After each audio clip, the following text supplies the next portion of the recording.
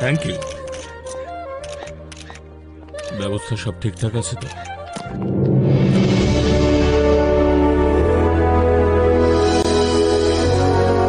নমস্কার স্যার। কেমন আছেন? Thank you. Happy retirement. Thank you so much. Hello sir. Thank you. Ganesh কোথায়? এখানেই আছে। স্যার আরে কংগ্রাটস। কি খবর পালোয়ান? আমরা একটু আসছি। ঠিক আছে। তুমি দেখলে দাদা, আমাদের গণেশ আর ডিজিপির সম্পর্ক কিন্তু বেশ ভালো। কোনো বড় ব্যাপার নয়, পুলিশ আর গুন্ডার সম্পর্ক এইরকমই হয়। তোমার বাবা বলছিলেন যে প্রায় কারো না কারোর সঙ্গে ঝামেলা করছো।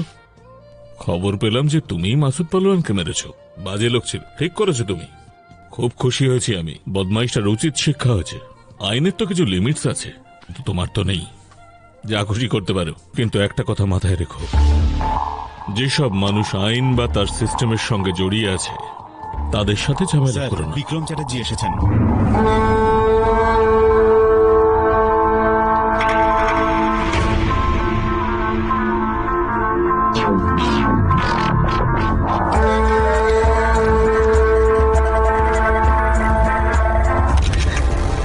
এদের মেয়ে দেহ ব্যবসা করত। এসব কি বলছে? বিক্রমের লোক, একটু বোঝার চেষ্টা কর। আমি বলছি ওরা বিক্রমের লোক।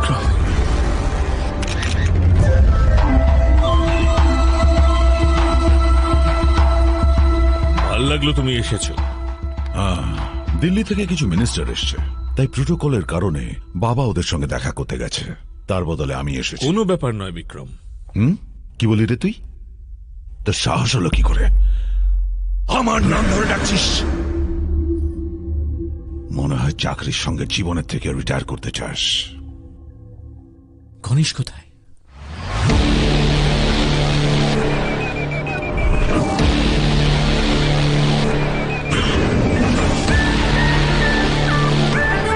রবি, ও ঠিকুজি বের কর।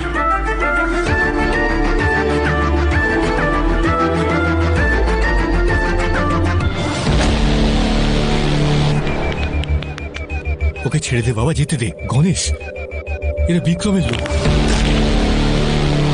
গণেশ,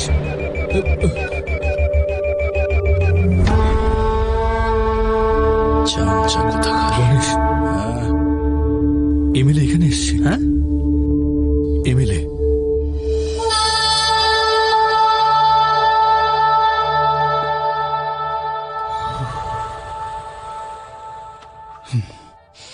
তুমি দাঁড়াও, আমি আসছি। হ্যাঁ Hi. আসলে হাই, এক্সকিউজ মি, জান জান। এখানেও চলে এসেছো? এটা সেলিব্রিটি পার্টি। ও হ্যালো, আমিও সেলিব্রিটি থেকে কম নই। ইনভিটেশন পেয়ে এখানে এসেছি। বরং তুমি আমার প্রেমের বর্ষিতে ধরা দিতে এলে। তার মানে প্রেমের বর্ষি নিয়ে দাঁড়িয়েছিলাম, তুমি এসে মনটা গেঁথে দিলে। আচ্ছা, তোমার মন খারাপ কেন? কাল কোর্টে যা কিছু হলো তার জন্য ওর খারাপ পা দুটো লাগছে। কেটে দিয়েছি। কি? পা কেটে আলাদা করে দিয়েছি। বীরেন্দ্রর পা তুমি কেটেছো? তার জন্য আইন আছে, আদালত আছে, কি সিস্টেম করলো আছে। তোমার আইন? ওই মেয়েটাকে বাঁচাতে পারলো? ওর অসহায় বাবা মা, ওনারা ন্যায় পেলেন? তোমার উইমেন অর্গানাইজেশন, ওরা কি করলো? আচ্ছা, ওদের কথা বাদ দাও। তুমি তো এমএলএ, তাই না? তুমি কি করতে পারলে? যাক, বাদ দাও। যেটা ঠিক মনে হয় সেটাই করি, আর যেটা ভুল মনে হয় সেটা কখনো করি না। এটাই আমার আদর্শ। এইভাবেই বাঁচি। বাঁচা মরার পরোয়া তো আমি এমনিই করি না। মিলিটারি ট্রেনিং নিয়েছি, নিয়ম মেনে চলা আমার অভ্যেস, যাই হোক না কেন। যদি ওরা সত্যিটা জেনে যায়? মেরে ফেলবো। 24 ঘন্টা সিনিয়র সিটিজেনদের সাথে ঘুরতে ভালো লাগে। ভালো তো লাগে না, কিন্তু তাছাড়ার উপায় বাকি। ক্লাবে যাবে? তুমি কি পাগল ওখানে নাকি? যাওয়ার জন্য পাগল হতে হয় নাকি? সেরকম ব্যাপার না। সবার মতো আমারও খুব ইচ্ছে করে যে আমারও একটা বয়ফ্রেন্ড হোক, লং ড্রাইভে যাই, ঘুরি ফিরি, ক্লাবে যাই, আমারও ইচ্ছে করে। কিন্তু আমি একজন এমএলএ।